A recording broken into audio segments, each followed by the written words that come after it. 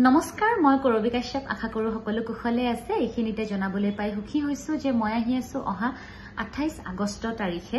শ্ৰী শ্ৰী কৃষ্ণ জন্মাষ্টমী মহোৎসৱ উপলক্ষে দেউৰীপাৰা দিঘিলাহালটিত যি সাংস্কৃতিক সন্ধিয়াৰ আয়োজন কৰা হৈছে তাত মোৰো সংগীতৰ অনুষ্ঠান আছে সকলো আহিব সকলোৰে সহায় সহযোগিতা আন্তৰিকতাৰে কামনা কৰিছো আৰু অনুষ্ঠানটিৰ স্থান হৈছে শ্ৰী শ্ৰী ৰাধা কৃষ্ণ মন্দিৰ প্ৰাংগণ দেউৰীপাৰা দিঘিলাহালটি ধন্যবাদ নমস্কাৰ মই কৰবী কাশ্যপ আশা কৰো সকলো কুশলে আছে এইখিনিতে জনাবলৈ পাই সুখী হৈছো যে মই আহি আছো অহা 28 আগষ্ট তাৰিখে